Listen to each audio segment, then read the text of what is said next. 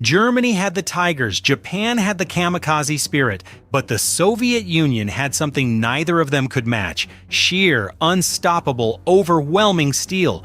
This is the complete story of every tank that fought under the Soviet flag in World War II. From desperate stopgaps to history-changing legends, this is Soviet armor at war. T-40, 1940.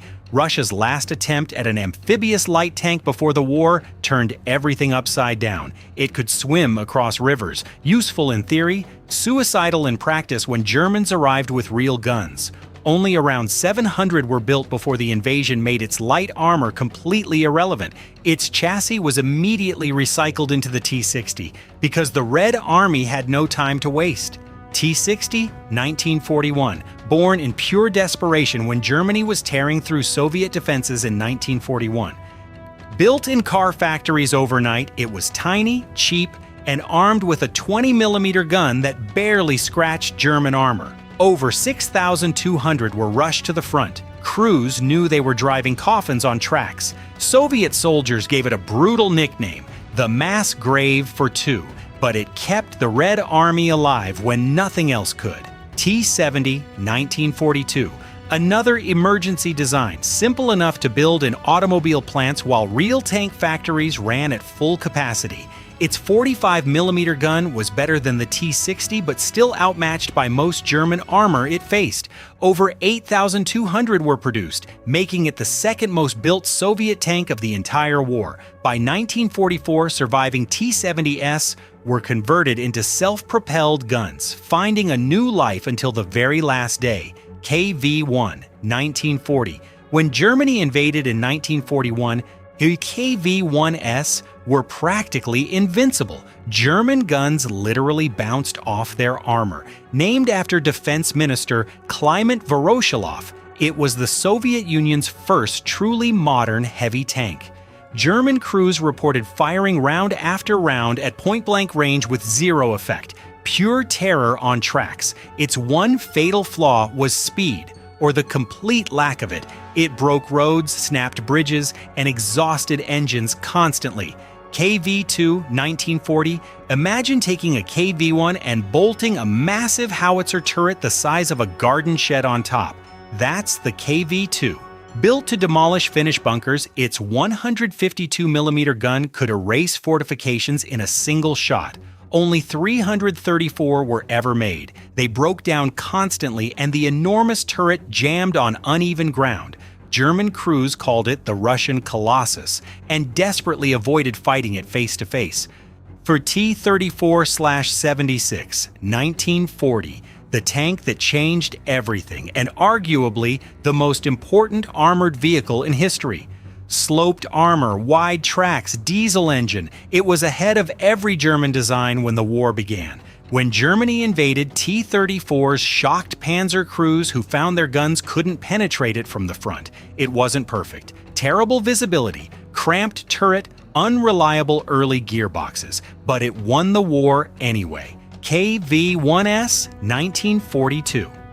By 1942, the original KV-1's legendary slowness had become a serious tactical problem on the battlefield. The S stood for Skorotsnoy, meaning fast, lighter armor, new turret, better speed. Around 1,200 were built as a desperate compromise between protection and mobility. It wasn't the best heavy tank, but it kept Soviet steel in the fight during the brutal middle years. KV-85, 1943. A hybrid emergency, the KV-1S body with a brand new turret mounting a devastating 85mm gun. German Tigers had made old KV guns useless, so engineers built this in just a few months as a stopgap. Only 148 were produced, always meant to be temporary while the IS series was rushed into production. But it proved the 85mm gun concept worked, which made the upcoming IS tanks even more deadly. T-44, 1944, the secret successor to the T-34, lower, sleeker, and far better protected than anything before it. By mounting the engine sideways across the hull, designers created a dramatically more compact fighting machine. Its lower silhouette made it much harder to hit, a major survivability upgrade for Soviet crews. It arrived too late for major combat, but its revolutionary layout became the direct father of the T-54 IS-1. Joseph Stalin 1, 1943. Named after Stalin himself and designed to make German tank commanders genuinely lose sleep. It mounted an 85mm gun in a massively armored hull built specifically to survive Tiger fire. Only 107 were built. Engineers quickly realized the 85mm wasn't enough to reliably kill the Tiger at all ranges. The IS-1 was a stepping stone. The real monster was already being designed right behind it, IS-2. Joseph Stalin 2, 1944. The tank that made German commanders issue official orders to avoid engaging it at all costs. Its 122mm gun could blow a Tiger's turret completely off from over a kilometer away. One shot, one kill. Over 3,400 were built and deployed as elite breakthrough weapons for the most critical Soviet offensives. IS-2s spearheaded the assault on Berlin in 1945, and the German war machine broke before them. IS-3, Joseph Stalin 3. 1945. The IS-3 arrived just as the war was ending, but it made Western Allied commanders genuinely alarmed. Its revolutionary pike nose and dome-shaped turret gave it dramatically better protection than anything NATO had. When Western officers saw IS-3s in the Berlin Victory Parade, they were stunned into silence. None saw combat in Europe, but the IS-3 set the visual template for Soviet tank design for the next 30 years. T-34/85, 1944. The T-34 was already great. The T-34/85 made it legendary and unstoppable. A new three-man turret and a devastating 85mm gun finally gave Soviet crews a real Tiger killer. Over 22,000 were built in the final 2 years alone. Production numbers that Germany could never match. The T-34/85 liberated Eastern Europe, stormed Berlin, and became the eternal symbol of Soviet victory. Russia fought with Soviet steel, but not Soviet steel alone. Matilda II, Britain, 1941.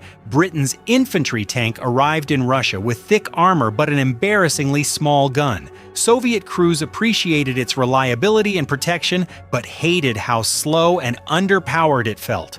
Over 1,000 were shipped to the Soviet Union, mostly used in the desperate early defensive battles. By 1943, its gun was completely useless against German armor, and it was quietly retired.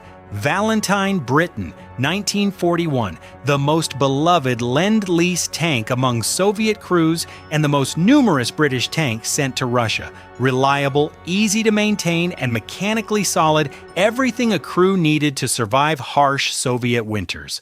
Over 3,700 Valentines arrived, and Soviet crews affectionately called it Nash Valentine, our Valentine. It served loyally until the end of the war, proving that dependability sometimes beats raw firepower. Churchill, Britain, 1942. Britain's heavy infantry tank, massively armored, painfully slow, but nearly impossible to destroy from the front. Only 344 were sent to the Soviet Union, used mainly on the most heavily defended sections of the front. Soviet crews respected its armor but complained bitterly about its sluggish speed and limited firepower, a niche weapon, not beloved, not hated, just a heavy reliable wall of steel when the Soviets needed one. M3 Lee USA 1942.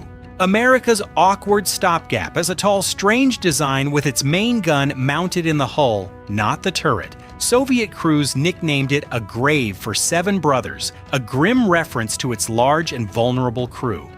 Over 1,300 were delivered during the most desperate period of the Eastern Front. It wasn't loved, but it arrived when the Soviets needed armor most, and that counted for everything. M4 Sherman USA 1943.